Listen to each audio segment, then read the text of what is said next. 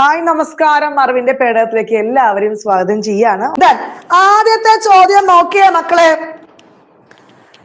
കേരളത്തിന്റെ തീരപ്രദേശത്ത് പ്രധാനമായും കണ്ടുവരുന്ന ധാതുക്കൾ ഏതെല്ലാമാണ്?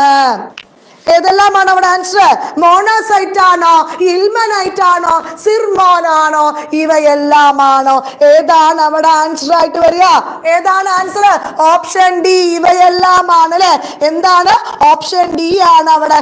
ലോഹങ്ങൾ നിർമ്മിക്കുന്നതിന് ഉപയോഗിക്കുന്ന ഭൂവൽക്കത്തിൽ അല്ലെ കാണപ്പെടുന്ന ലോഹാംശം അടങ്ങിയ പ്രകൃതിജന്യ വസ്തുക്കളെ പറയുന്നതാണ് എന്താണ്? ധാതുക്കൾ എന്ന്. എന്താണ്? ധാതുക്കൾ എന്ന് പറയുന്നത് അല്ലെ. പിന്നെ ധാതു വിഭാഗങ്ങൾ എന്തായിട്ട്? ലോഹധാതുക്കള് അലോഹധാതുക്കളായും അല്ലെ തരം തിരിക്കുന്നുണ്ട്. എങ്ങനെയൊക്കെയാണ്? ലോഹധാതുക്കളും അലോഹധാതുക്കളുമായിട്ട് അല്ലെ. ലോഹങ്ങളുടെ സ്രോതസ് എവിടെയാണ്? ലോഹധാതുക്കളാണ്. കേരളത്തിലെ തീരപ്രദേശത്ത് കണ്ടുവരുന്ന ധാതുക്കൾ ചോദിച്ചാൽ മോണോസൈറ്റ്, ഇൽമനൈറ്റ്, സിർക്കോണ്, റൂട്ടൈല്, സിലിമനൈറ്റ് തുടങ്ങിയവയാണ് എന്നും കൂടി മനസ്സിലാക്കി വെക്കുക. ക്ലിയർ ആണോ? നമ്മളുടെ ആൻസർ ഓപ്ഷൻ ഡി, ഇവയെല്ലാമാണ്. മോണോസൈറ്റിൽ നിന്നും വേർതിരിച്ചെടുക്കുന്ന മൂലകമേത്? ഏതാണ് ആൻസർ? തോറിയമാണോ, ഇൽമനൈറ്റ് ആണോ? ഏതാണ് മക്കളെ? ഏതാണ്? ഇവയൊന്നുമല്ല. ആണ്. ഏതാ ആൻസർ? എന്താണ് ആൻസർ? തോറിയമാണ് അല്ലെ. എന്താണ്? തോറിയമാണ്. ടൈറ്റാനിയം അല്ലെ ഡയോക്സൈഡിന്റെ ഉൽപാദനത്തിലെ അസംസ്കൃത ചോദിക്കുകയാണെങ്കിൽ അത് ഇൽമനൈറ്റ് ആണ് അല്ലെ. ഇൽമനൈറ്റ് ആണ്. അതുപോലെ തന്നെ കരിമണ്ണിൽ നിന്നും ലഭിക്കുന്ന ധാതു നിക്ഷേപം ചോദിക്കുകയാണെങ്കിൽ മോണോസൈറ്റും ഇൽമനൈറ്റുമാണ്. കരിമണ്ണിൽ നിന്നും ലഭിക്കുന്ന ധാതു നിക്ഷേപം ചോദിക്കുകയാണെങ്കിൽ മോണോസൈറ്റും ഇൽമനൈറ്റുമാണ് എന്നും കൂടി മനസ്സിലാക്കുക. പിന്നെ എന്താണ്?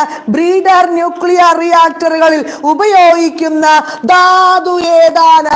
ബ്രീഡർ ന്യൂക്ലിയർ റിയാക്ടറുകളിൽ ഉപയോഗിക്കുന്ന ധാതു ചോദിക്കുകയാണെങ്കിൽ അത് തോറിയമാണ് എന്ന് മനസ്സിലാക്കി വെക്കുക അല്ലെ. നിയോമീഡിയം അല്ലെ, ND ലോഹം അല്ലെ ഉൽപാദനത്തിൽ ഉപയോഗിക്കുന്ന അസംസ്കൃത വസ്തുവാണ് മോണോസൈറ്റ് എന്ന് ഓർത്തു വെക്കുക കേട്ടോ. ചുവടെ തന്നിരിക്കുന്നവയിൽ ലോഹം വേർതിരിച്ചെടുക്കാൻ ഉപയോഗിക്കുന്ന ധാതുക്കൾക്ക് വേണ്ട പ്രത്യേകതകൾ ശരിയായത് കണ്ടെത്തുക. എന്തൊക്കെയാണ് പ്രത്യേകതകൾ ശരിയായത്? പെട്ടെന്ന് നിങ്ങൾ കണ്ടെത്തിയേ. ഏതാണ് ആൻസർ വരിക? ഏതൊക്കെ വരും? 1ഉം 2ഉം ആണോ? ആണോ? അതെ, സുലഭമായി ലഭ്യമാക്കുന്നതായിരിക്കണം എന്ന് പറയുന്നു. അതവിടെ ശരിയാണ്. എളുപ്പത്തിലും ചിലവ് കുറഞ്ഞ രീതിയിലും ലോഹം വേർതിരിച്ചെടുക്കാവുന്നതാവണം എന്ന് പറയുന്നു. നമ്മളുടെ ആൻസർ ഏതാണ്? ഓപ്ഷൻ സി, 2ഉം അവിടെ ശരിയാണ്. ആണോ? അടുത്ത ചോദ്യം. താഴെ കൊടുത്തിരിക്കുന്നവയിൽ പ്രസ്താവനകൾ പരിശോധിച്ച് ശരിയായവ വിലയിരുത്തുക. ഓപ്ഷൻ സി ആണോ? ഇരുമ്പിന്റെ അംശമില്ലാത്ത ലോഹധാതുക്കൾക്ക് ഉദാഹരണമാണ് സ്വർണം എന്ന് പറയുന്നു. അത് ശരിയാണോ?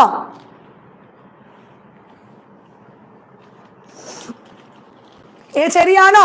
ശരിയാണ് അല്ലെ. ധാതുക്കളെ ലോഹധാതുക്കൾ എന്നും അലോഹധാതുക്കളും എന്നും രണ്ടായി തരം തിരിക്കാം എന്ന് പറയുന്നു. ശരിയാണ്. അലോഹധാതുക്കളെ ധാതു ഇന്ധനത്തിന് ഉദാഹരണമാണ് അബ്രം എന്ന് പറഞ്ഞാൽ സമ്മതിക്കാൻ പറ്റുമോ? ഏതാണ്? കൽക്കരിയാണ് അല്ലെ. കൽക്കരി വരും. പിന്നെന്ത് വരും? പെട്രോളിയം. അപ്പൊ ഏതാണ്? 1ഉം 2ഉം മാത്രമാണ് അവിടെ ശരിയായിട്ട് വരുന്നത് അല്ലെ. ഏതൊക്കെയാണ്? 1ഉം 2ഉം. ലോഹധാതുക്കൾ എന്താണ്? ഇരുമ്പിന്റെ അംശമുള്ളവ, ഇരുമ്പിന്റെ അംശമില്ലാത്തവ എന്നിങ്ങനെ തരംതിരിക്കുന്നു. ഇരുമ്പിന്റെ അംശമുള്ള ലോഹധാതുക്കൾക്ക് ഉദാഹരണം ഏത്? ഇരുമ്പിന്റെ അംശമുള്ള ലോഹധാതുക്കൾക്ക് ഉദാഹരണമാണ് ഇരുമ്പും അതുപോലെ തന്നെ മാംഗനീസ് കേട്ടോ. ഏതൊക്കെയാണ്? ഇരുമ്പും അതുപോലെ മാംഗനീസുമാണ്.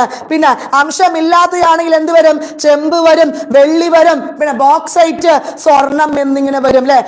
അലോഹ ധാതുക്കൾ എന്ത്? ധാതു ഇന്ധനം, മറ്റു ധാതുക്കൾ എന്നിങ്ങനെ രണ്ടായിട്ട് നമ്മൾ തരംതിരിക്കുന്നുണ്ട് കേട്ടോ. ധാതു ഇന്ധനങ്ങൾക്ക് ഉദാഹരണമാണ് കൽക്കരി, പെട്രോളിയം ഒക്കെ. അബ്രം മറ്റു ധാതുക്കൾക്കും കൂടി ഉദാഹരണമാണ്. അടുത്ത ചോദ്യം, വ്യാവസായികമായി ലോഹം ഉൽപ്പാദിപ്പിക്കാൻ ഉപയോഗിക്കുന്ന ഒരു ലോഹധാതു ഏത്? ഏതാ മക്കൾ അവിടെ ആൻസർ ആയിട്ട് വരിക? ഏതാണ്? ഓപ്ഷൻ സി അയിരാണ് അല്ലെ. ഏതാണ്? അയിരാണ്. എല്ലാ അയിരുകളും ധാതുക്കളാണോ? എല്ലാ അയിരുകളും ധാതുക്കളാണ്. എന്നാൽ എല്ലാ ധാതുക്കളും എന്താണ്? അയിരുകളല്ല. ഒരുപാട് പ്രാവശ്യം PSC ചോദിച്ചില്ലേ? അയിരിലെ മാലിന്യങ്ങൾക്ക് പറയുന്ന പേരാണ്. അയിരിലെ മാലിന്യങ്ങളെ പറയുന്ന പേര് എന്താണ്? അത് ഗ്യാങ് ആണ്. എന്താണ്? അയിരിലെ മാലിന്യങ്ങൾ പറയുന്ന പേര് ഗ്യാങ് അല്ലെ. പിന്നെ ഗ്യാങ്ങിനെ നീക്കം ചെയ്യാൻ ഉപയോഗിക്കുന്ന പദാർത്ഥങ്ങളാണ് ഏത്? ഈ ഫ്ലക്സ് എന്ന് പറയുന്നത്. ഗ്യാങ്ങിനെ നീക്കം ചെയ്യാൻ ഉപയോഗിക്കുന്ന പദാർത്ഥങ്ങളെയാണ് ഫ്ലക്സ് എന്ന് പറയുന്നത് അല്ലെ. ഗ്യാങ് ഫ്ലക്സുമായി പ്രവർത്തിച്ച് കിട്ടുന്ന ഉൽപ്പന്നങ്ങളെ എന്ത് പറയും? എന്താ പറയാ? അതാണ് ഈ സ്ലാഗ് എന്ന് അല്ലെ. ഏതൊക്കെയാണ്? ഗ്യാങ്ങും അതുപോലെ ഈ ഫ്ലക്സും ചേർന്നിട്ടാണ് എന്ത് കിട്ടുക? ഈ സ്ലാഗ് എന്ന സംഭവം കിട്ടുന്നത് അല്ലെ. അതുപോലെ പിന്നെ എന്താണ്? സിലിക്ക ഒരു അസിഡിക് ഫ്ലക്സും പിന്നെ എന്താ പറയാ ചുണ്ണാമ്പ് കല്ല് അല്ലെ ഒരു ബേസിക് ഫ്ലക്സുമാണ് എന്നും കൂടി മനസ്സിലാക്കി വെക്കുക. ക്ലിയർ ആണോ ഈ ഒരു ഭാഗം? അടുത്ത ചോദ്യം, താഴെ കൊടുത്തിരിക്കുന്നവയിൽ ലോഹ നിഷ്കർഷണത്തിന്റെ ഘട്ടങ്ങളിൽ അല്ലെ ശരിയായ ക്രമം ഏതാണ്? ഏത് ക്രമമാണ് നോക്കിയേ? ഏത് ക്രമമാണ്? ഏതാ വരിക? എന്താണ് ലോഹ നിഷ്കർഷകം? എന്താണ് ലോഹ നിഷ്കർഷകം? ഈ മെറ്റലർജി എന്നൊക്കെ പറയില്ലേ, അതാണ് കേട്ടോ. മെറ്റലർജി എന്നൊക്കെ പറയില്ലേ, അതിനെയാണ് പറയുക. നമ്മളുടെ ആൻസർ എന്താ വരിക? ഓപ്ഷൻ സി ആണ് അല്ലെ. അയിരുകളുടെ സാന്ദ്രണം, ലോഹം വേർതിരിച്ചെടുക്കൽ. എന്താണ്? ലോഹം ശുദ്ധീകരിക്കലാണ് അല്ലെ.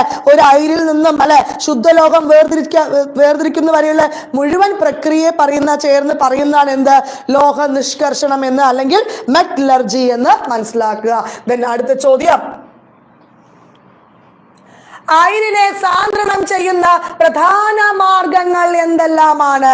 അയിരിനെ സാന്ദ്രണം ചെയ്യുന്ന പ്രധാനപ്പെട്ട മാർഗങ്ങൾ എന്തെല്ലാമാണ്? ഏതെല്ലാമാണ്? ജലപ്രവാഹത്തിൽ കഴുകുക, ശരിയാണോ? ശരിയാണ്. പ്ലവന പ്രക്രിയ, ശരിയാണോ? കാന്തിക വിഭജനം, അവിടെ ശരിയാണ്. നമ്മളുടെ ആൻസർ ഇവിടെ എന്താണ്? ഏതാണ്?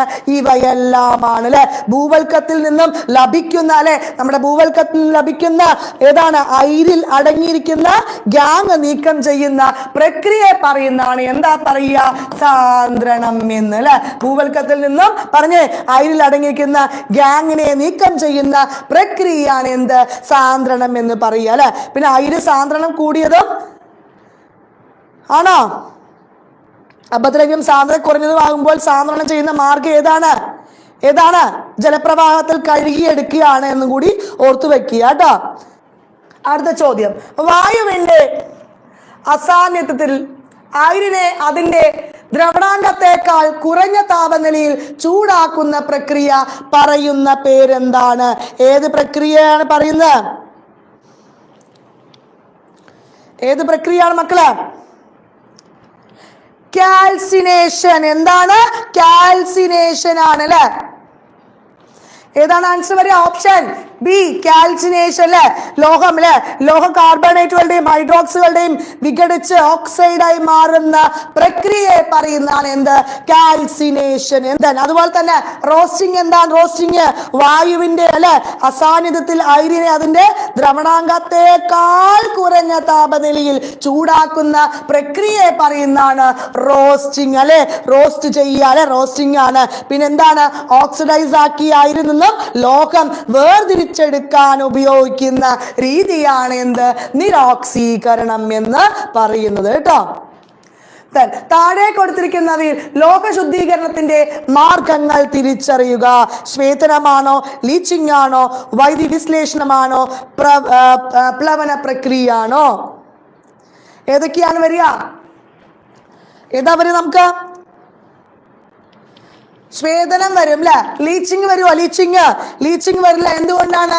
അത് അയിരിന്റെ സാന്ദ്രണമാണ്. ദെൻ വൈദ്യുത വിശ്ലേഷണം വരും. പ്ലവന പ്രക്രിയ വരുമോ? അതും എന്താണ്? അയിരിന്റെ സാന്ദ്രണമാണ് എന്ന് മനസ്സിലാക്കുക. നമ്മളുടെ ആൻസർ ഓപ്ഷൻ എന്താണ്? ഓപ്ഷൻ എ ആണ് അല്ലെ? ലോക ശുദ്ധീകരണത്തിന് സ്വീകരിക്കുന്ന വിവിധ തരം മാർഗങ്ങളെയാണ് എന്ത് പറയാ? ഉരുക്കി വേർതിരിക്കുക, പിന്നെ സ്വേദനം, വൈദ്യുത വിശ്ലേഷണ ശുദ്ധീകരണം എന്ന് ഓർത്തു വെക്കുക കേട്ടോ. അതുപോലെ ഈ ഉരുക്കിയ ലോക സംയുക്തങ്ങളെയൊക്കെ വേർതിരിക്കുന്ന രീതി ചോദിക്കുകയാണെങ്കിൽ അത് വൈദ്യുത വിശ്ലേഷണമാണ്. തിളനില കുറഞ്ഞ ലോഹങ്ങളെ അല്ലെ ശുദ്ധീകരിക്കാൻ ഉപയോഗിക്കുന്ന രീതിയാണ് അത് സ്വേദനം. ഏതൊക്കെയാണത്? കാഡ്മിയം വരും, പിന്നെ മെർക്കുറി ഒക്കെ വരും. അടുത്ത് ലോക സൾഫൈഡിനെ സ്വയം നിരോക്സീകരണ പ്രവർത്തനങ്ങളിലൂടെ വേർതിരിക്കുന്ന ലോഹത്തിന് ഉദാഹരണം ഏത്? കോപ്പർ ആണ് കേട്ടോ. ഏതാണ്? കോപ്പർ ആണ്. ഓപ്ഷൻ ബി ആണ് കോപ്പർ. എന്താണ് അലുമിനിയം? നമുക്കറിയാം അല്ലെ? ഭൂവൽക്കത്തിൽ ഏറ്റവും കൂടുതലുള്ള ലോഹമാണ് ഏത്? അലുമിനിയം അല്ലെ? ആഹാര പദാർത്ഥങ്ങൾ പൊതിഞ്ഞു സൂക്ഷിക്കാൻ ഉപയോഗിക്കുന്ന ലോഹം ഏതാണ്? അത് അലുമിനിയാണ്. തൂണുകളുടെ വൈദ്യുത കമ്പികൾ നിർമ്മിച്ചിരിക്കുന്ന ലോഹം ചോദിക്കുകയാണെങ്കിൽ ഏതാണ്? അലുമിനിയമാണ്. സീഡികൾ നിർമ്മിക്കാൻ ഉപയോഗിക്കുന്ന ലോഹം ചോദിക്കുകയാണെങ്കിൽ അത് അലുമിനിയമാണ്. സിഗരറ്റ് റാപ്പറുകളിൽ ഉണ്ടാക്കാൻ ഉപയോഗിക്കുന്ന ലോഹം അല്ലെ? കളിമണ്ണിൽ ധാരാളമായി കാണപ്പെടുന്ന അടങ്ങിയിരിക്കുന്ന ലോഹമൊക്കെ ഏതാണ്? അലുമിനിയമാണ്. കോപ്പർ പറഞ്ഞ എന്താണ്? ചെമ്പാണ് അല്ലെ? മനുഷ്യൻ ആദ്യമായി ഉപയോഗിച്ച ലോഹമാണ് ചെമ്പ്. പഞ്ചലോഹങ്ങളിൽ ഏറ്റവും കൂടുതൽ അടങ്ങിയിരിക്കുന്ന ലോഹം ഏതാണ്? അത് കോപ്പർ ആണ് അല്ലെ? ആഭരണങ്ങൾ നിർമ്മിക്കാൻ സ്വർണത്തിൽ ചേർക്കുന്ന എന്താണ്? കോപ്പർ ആണ്. ഇലക്ട്രിക്കൽ വയറുകളിൽ ഉപയോഗിക്കുന്ന ലോഹം ചോദിക്കുകയാണെങ്കിൽ അത് കോപ്പർ ആണ്. എന്താണ്? ലെഡ്. ഉരുക്കി ശുദ്ധീകരിക്കാൻ കഴിയുന്ന ലോഹത്തിനെ പറയുന്നതാണ് ലെഡ്. പ്രകൃതിയിൽ കാണുന്ന ഏറ്റവും സ്ഥിരതയുള്ള ലോഹമാണ് ഏത് മക്കളെ? അത് ലെഡാണ്. ലേസർ രശ്മികൾ കടത്തിവിടാത്ത ലോഹം ചോദിക്കുകയാണെങ്കിൽ ലെഡാണ്. മനുഷ്യന് ഏറ്റവും ഹാനികരമായ ലോഹം ചോദിക്കുകയാണെങ്കിൽ ലെഡാണ് അല്ലെ? അതുപോലെ തന്നെ പെട്രോളുകളിൽ ആന്റി നോക്കിംഗ് ഏജന്റായി പ്രവർത്തിക്കുന്ന ലോഹം ലെഡ് തന്നെയാണ്. നമ്മുടെ എന്താണ്? മെഴുകിൽ സൂക്ഷിക്കുന്ന ലോഹം എന്നറിയപ്പെടുന്ന ലിഥിയമാണ്. ഏറ്റവും ഭാരം കുറഞ്ഞ ലോഹം, ഏറ്റവും ലഘുമായ ലോഹം, ആദ്യത്തെ ആൽക്കലി ലോഹം അല്ലെ? കത്തി ഉപയോഗിച്ച് മുറിച്ചെടുക്കാൻ പറ്റുന്ന ഒരു ഏതാണ്? ലോഹങ്ങൾക്ക് ഉദാഹരണമാണ് ഏത്? ഈ ലിഥിയം എന്ന് പറയുന്നത്. ക്ലിയർ ആണോ? അപ്പൊ ഈ 4 കാര്യങ്ങളും എക്സാമിന് ചോദിച്ചതാണ്. ഇത്രയും ഫാക്ട്സ് നമ്മൾ പറഞ്ഞത് എക്സാമിന് ചോദിച്ചതാണ്. വൈദ്യുതി വിശ്ലേഷണ രീതിയിൽ ഉപയോഗിക്കുന്ന നെഗറ്റീവ് ഇലക്ട്രോൺ ഏതാണ്? 10ാമത്തെ ആൻസർ എന്താണ്? ശുദ്ധലോഹമാണോ? അപദ്രവ്യം അടങ്ങിയ ലോഹമാണോ? ലവണലായനിയാണോ? ഏതാണ് നമ്മളുടെ ആൻസർ? നമ്മളുടെ ആൻസർ ഇതാ ഓപ്ഷൻ ബി, ശുദ്ധലോഹമാണ് അല്ലെ? ഉരുക്കിയ ലോഹ സംയുക്തങ്ങളെ വേർതിരിക്കുന്ന ഒരു രീതിയെ പറയുന്നതാണ് എന്ത്? വൈദ്യുത വിശ്ലേഷണം എന്നല്ലേ? വൈദ്യുത വിശ്ലേഷണത്തിലൂടെ ലോഹം ശുദ്ധീകരിക്കുന്ന പ്രക്രിയ ഏത് പേരിൽ അറിയപ്പെടുന്നു? ഇലക്ട്രോലൈറ്റിംഗ് റിഫൈനിങ് അല്ലെ? വൈദ്യുത വിശ്ലേഷണ രീതിയിൽ ഉപയോഗിക്കുന്ന പോസിറ്റീവ് ഇലക്ട്രോഡ് ഏതാണ്? അപദ്രവ്യം അടങ്ങിയ ലോഹമാണ്. വൈദ്യുത വിശ്ലേഷണ രീതിയിൽ ഉപയോഗിക്കുന്ന ഇലക്ട്രോലൈറ്റ് ചോദിക്കുകയാണെങ്കിൽ ലോഹ ലവണ ലായനിയാണ് എന്ന് മനസ്സിലാക്കുക. ക്ലിയർ ആണോ? അടുത്ത ചോദ്യം, താഴെ തന്നിരിക്കുന്നവയിൽ ചേരുംപടി അങ്ങോട്ട് ചേർത്തേ. താഴെ തന്നിരിക്കുന്നവയിൽ ചേരുംപടി ചേർക്കുക.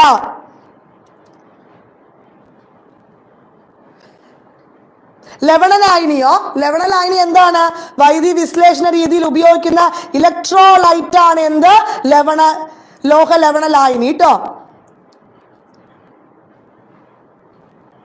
ഓപ്ഷൻ നമുക്ക് നോക്കാം, ചേരുംപടി ചേർക്കാം. 1 ലിഥിയം എന്താണ്? പെറ്റാലൈറ്റ് ആണ് അല്ലെ? ദെൻ സോഡിയം റോക്ക് സോൾട്ട് ആണ്. പൊട്ടാഷ്യം കാർണൈറ്റിലാണോ? മഗ്നീഷ്യം മാഗ്നസൈറ്റ് ആണോ? ഏതാ വരിക?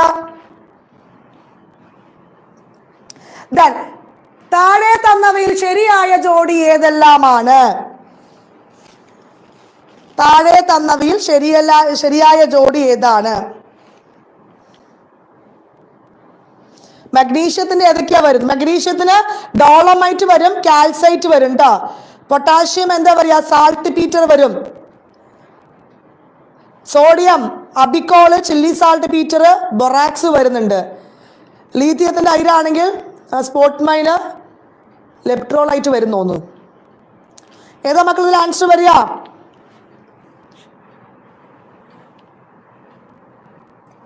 ഒന്ന് ശരി, രണ്ട് ശരി, നാലും ശരി. അല്ല, സിങ്ക് അവിടെ തെറ്റി. സിങ്ക് അവിടെ എന്താണ്? മാലയാണോ? മാലക്കൈറ്റ് എന്താണ്? കോപ്പർ അല്ലേ. സിങ്ക് എന്താണ്? സിങ്ക് ബ്ലൻഡ്, കലാമിൻ അല്ല, സിൻസെറ്റ് ആണ്. അപ്പൊ അവിടെ ശരിയാണോ? ശരിയല്ല അല്ലെ. ഏതൊക്കെയാണ്? സിങ്ക് ബ്ലൻഡ്, കലാമിന്, സിൻസെറ്റ് ആണല്ലേ. അടുത്ത ചോദ്യം. അപ്പൊ നമ്മളുടെ ഓപ്ഷൻ ഏതാ വരിക? ഓപ്ഷൻ ബി ആണ് അവിടെ വരുന്നത് കേട്ടോ മക്കള്. ലെഡിന്റെ അയിരുകളിൽ ഉൾപ്പെടാത്തത് ഏത്? ഏതാ വരിക? ലെഡ്, ഗലീന വരും, ലിത്താർച്ച് വരും അല്ലെ, സെറുസൈറ്റ് വരും. അപ്പൊ ഏതാ വരിക? കുപ്രൈറ്റ് ആണ് വരിക. കുപ്രൈറ്റ് എന്താണ്? കോപ്പർ ആണ് അല്ലെ. മാലക്കൈറ്റ്, കോപ്പർ പൈറൈറ്റ്, ചാൽക്കോലൈറ്റ് ഒക്കെ ഏതിന് വരും? കോപ്പറിന്റെ ആണ്. അടുത്ത സിനബാർ ഏത് ലോകത്തിന്റെ അയിരാണ്? സിനബാർ. സിനബാർ ഏതിന്റെയാണ്? മെർക്കുറി അല്ലെ. ഏതാണ്? മെർക്കുറിയാണ്. സ്വർണത്തിന്റെ ആണെങ്കിലോ ബിസ്മത്തറേറ്റ് ആണ് അല്ലെ. സ്വർണമാണെങ്കിൽ ബിസ്മത്ത് ആണ്. മാംഗനീസ് ആണെങ്കിൽ എന്താണ്? പൈറോളിസൈറ്റ് വരും. ടിന്നാണെങ്കിൽ കാസ്റ്ററൈറ്റ് വരും എന്നും കൂടി ഓർത്തു വെക്കുക. അടുത്ത 16ാമത്തെ ചോദ്യം. താഴെ കൊടുത്തവയിൽ അയണിന്റെ അയിരുകളിൽ ഉൾപ്പെടാത്തത് ഏതാണ്? ഉൾപ്പെടാത്തത് ഹെമറ്റൈറ്റ് വരും.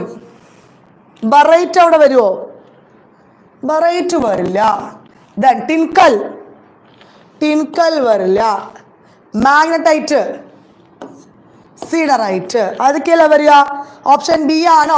2ഉം 3ഉം മാത്രമാണ് അവിടെ ഉൾപ്പെടാത്തത്. ഇരുമ്പിന്റെ അയിര് എന്തൊക്കെയാണ് മക്കളെ?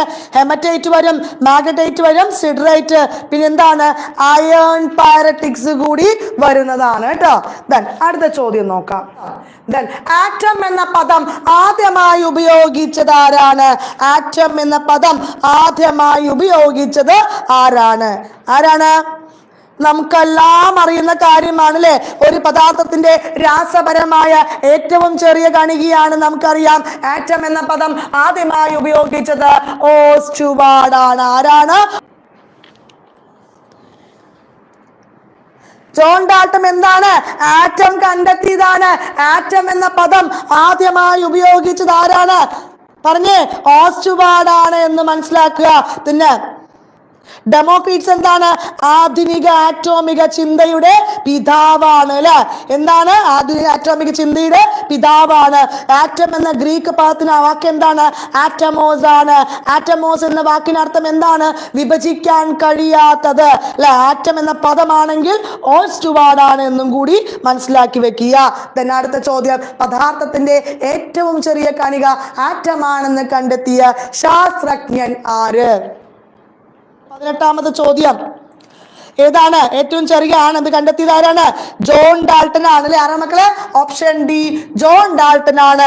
അതുപോലെ തന്നെ വർണ്ണാന്തതയുടെ വ്യക്തി ആരാണ്? വർണ്ണാന്തത ആരുമായി ബന്ധപ്പെട്ടതാണ്? ജോൺ ഡാൾട്ടണുമായി ബന്ധപ്പെട്ടതാണ്. ആറ്റോമിക സിദ്ധാന്തം അല്ലെ. റൂദർഫോർഡ് എന്താണ്? ന്യൂക്ലിയസും പ്രോട്ടോണും കണ്ടെത്തിയ വ്യക്തിയാണ് റൂദർഫോർഡ് അല്ലെ.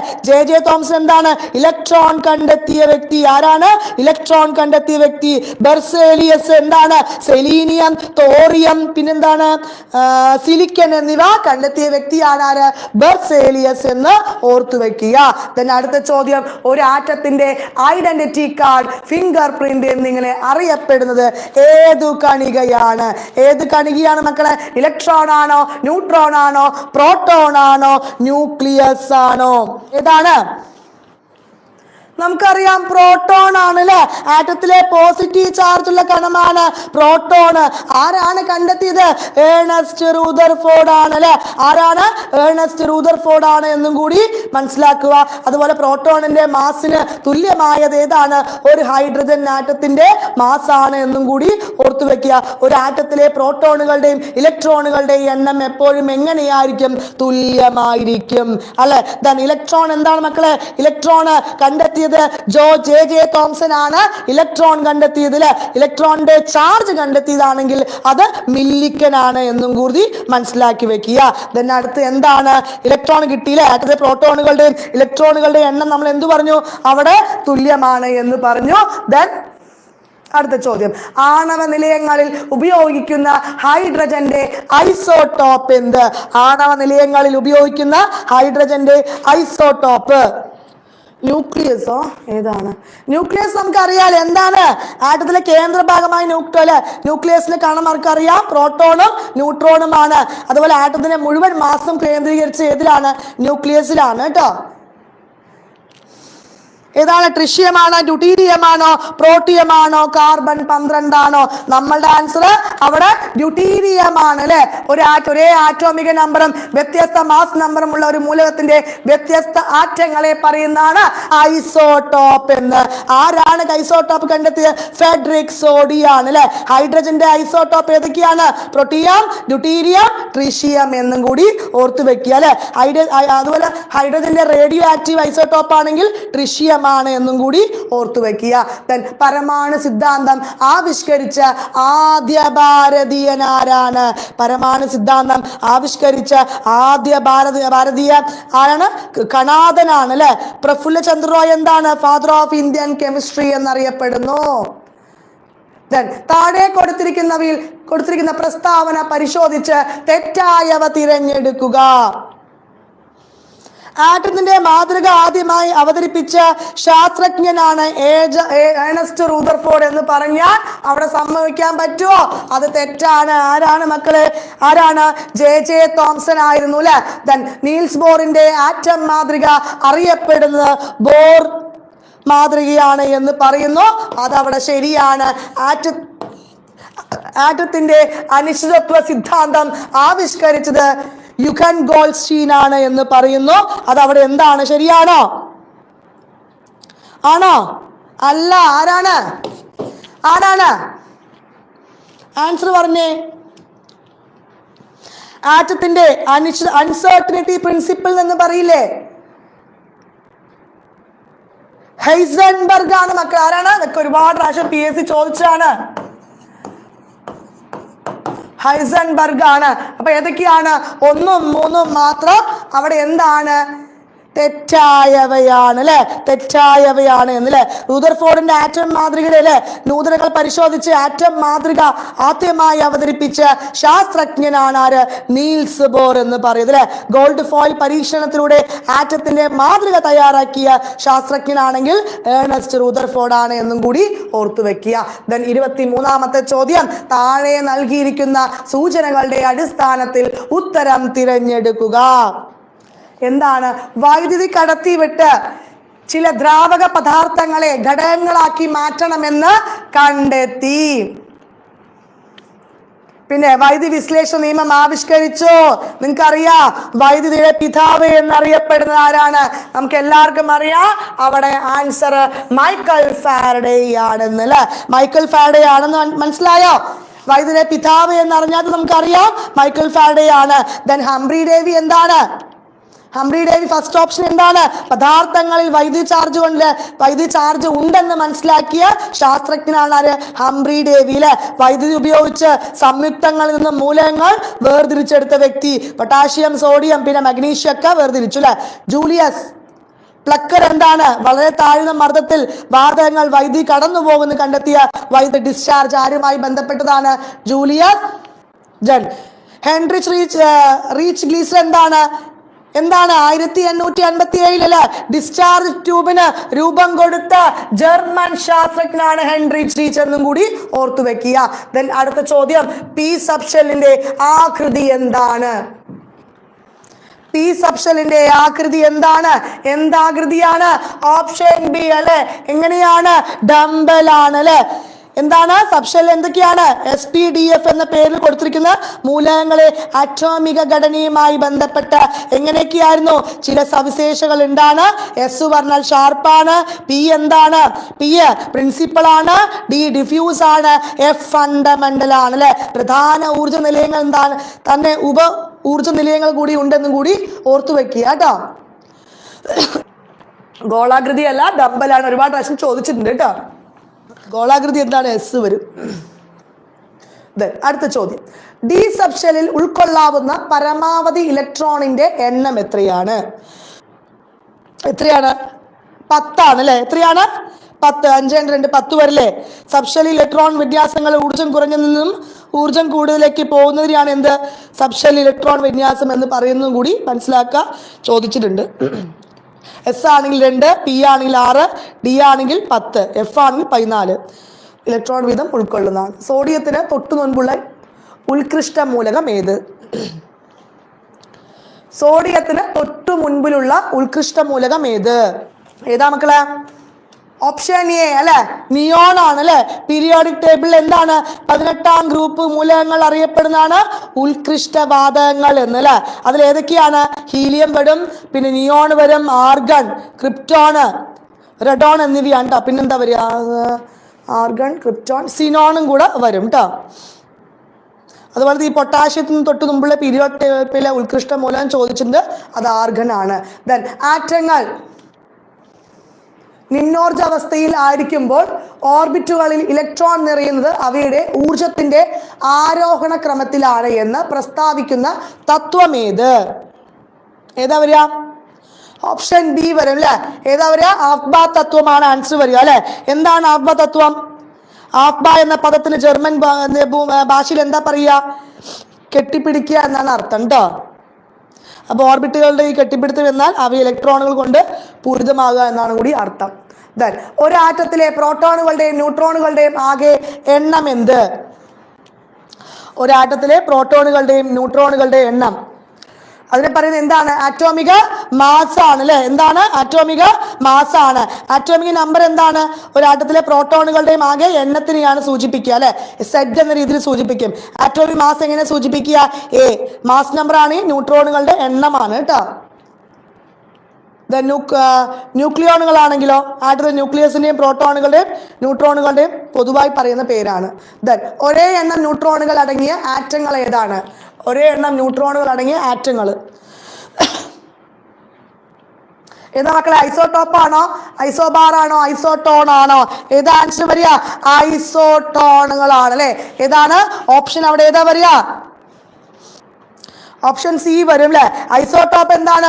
ഒരേ ആറ്റോമിക് നമ്പറും വ്യത്യസ്ത മാസ് നമ്പറുമുള്ള മൂലകത്തിന്റെ ആണ് മനസ്സിലാക്കുക. ദെൻ ഐസോബാർ ആണെങ്കിലോ ഒരേ മാസ് നമ്പറും വ്യത്യസ്ത ആറ്റോമിക് നമ്പറും.